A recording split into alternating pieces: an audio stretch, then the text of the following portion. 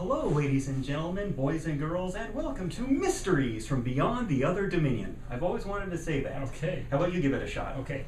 Welcome once again, ladies and gentlemen, boys and girls, to Mysteries from Beyond the Other Dominion. I'm your host, Dr. Franklin Ruehl, and with me, my noted fan, Brett Hominick.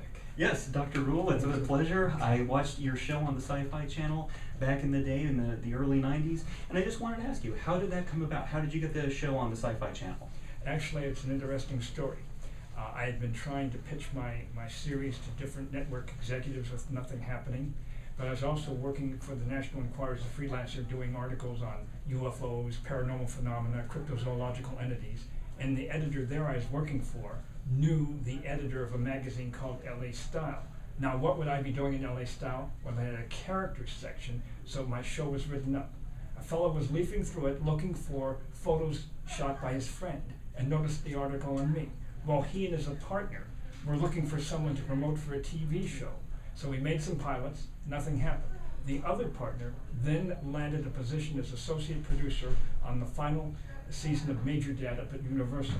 Now this fellow, Todd Stevens, very aggressive, he showed my tapes to Michael Lansbury, who is new programming director at Universal and nephew of Angela Lansbury, the noted actress. Nothing happened. But then, a few months later, because the founder of the Sci-Fi Channel did not have the proper wherewithal to launch it, USA and Universal jointly bought it. And because the fellow at Universal had my tapes, my program was one of the first 4 shows to appear when it was launched. A clear case of not what you know, but who you know. Well, one of my favorite aspects of the show was actually some of the correspondence you had. Now, of course, there were 2 Dennises that people might remember. There was obviously Dennis Michaels, Yeah. who I believe his real name is Dennis Michael Miller. And there was also a blonde Dennis who did, as I saw, only one actual segment. But what can you tell me about working with the 2 Dennises? Actually, I only met the Dennises briefly because someone else was actually handling the segments they went on out in the field to shoot. So I only met them briefly and didn't have much to do with them. I just I did all the writing for the series, background research, and of course on-screen presentation. Now, do you have a favorite, was there a favorite topic, a favorite segment that you did on the show, something that stands out for any particular reason? Well, my 3 favorite topics would be the face of Mars, which I claim certainly has a humanoid appearance, and computer analysis indicates that it's unlike the surrounding terrain, that it was a created structure, similar to our 3 faces, 4 presidential faces at Mount Rushmore, the 3 heroes of the Confederacy down in Stone Mountain, Georgia, and of course the Sphinx in Egypt. And then, of course, I love to talk about 2-headed dinosaurs. I claim that just as we have 2-headed frogs and 2-headed snakes today, there may well have been 2-headed dinosaurs that roamed in the past. The main reason, because while the dinos were neither amphibians nor reptiles, they shared an important characteristic. They were oviparous, that is, they were egg-laying entities, and a 2-headed creature would have a better chance of survival in its passage through the birth canal if protected by a shell. So I'm going to make this prediction once again, that within the next 20 years, somewhere on Earth, a paleontologist will find 1 dino fossil with 2 heads. And such entities may actually exist today on worlds beyond our solar system where the dinosaurs did not die out. And speaking of mysterious creatures like that, I also know that you are a fan of monster films, Yes. such as Godzilla and Gamera and so forth. Why don't you describe for our audience a little bit about what you think about Godzilla, Gamera, and so forth? Well, I think Godzilla was, especially the original one, which was done in Japan, and his name was Gojira, was one of the best creature films ever done. Music, the story was excellent. Then Richard Kay, an American producer, bought the rights to it, and he changed the name to Godzilla and added scenes with Raymond Burr and a number of Japanese-American actors. And the scenes were blended in so well.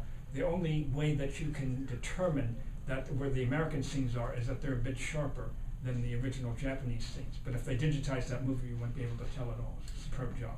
So, and then the other creatures all done. One of the best ones I like, Ghidra, the 3-headed monster, 3 heads, 2 tails, who could fly, battled in there against Rodan, the flying monster.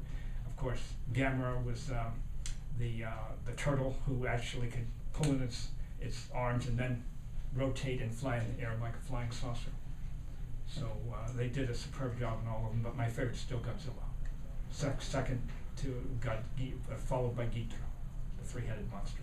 That's also a very favorite of mine, and I'm glad that you also are a Godzilla fan, because that, of course, is one of my passions as well. And I also see that you've got your famous potato demonstration ready to go. Perhaps you could show our audience just how it works. Okay, I claim that I can drive this lily-livered straw right through this rock-hard potato by pinching the straw and saying the magic word, bad straw. Okay, let's try that again. That's very embarrassing. I think that has been used before. Let's see this one. Again, you pinch the straw, say the magic word, gai. There we go. Ah. Let's try that again. Gai. Gai. Gai. And you can do this at home. Gai. Oh. Gai. Make sure you pinch that straw. And make sure you say the word correctly. Gai. And remember, the principle here is as follows. We're all surrounded by air which acts downward with a pressure of 14.7 pounds per square inch. When I pinch the straw, I'm converting it, trapping air in it, converting it to something akin to a nail. Gai. Now, if I were to do this on the red planet Mars, where the atmosphere is not as thick here, it's only 1/100th that on Earth, it would not work quite as well. Contrary-wise, if I were to do it on the surface of Venus, where the atmosphere is 90 times that on Earth, it would even work better. One more time. Gai. E. Oh, gai. Oh, boy. Let's try it on this end. Gai. E. Okay. All right. Okay. You can do this at home while making potatoes.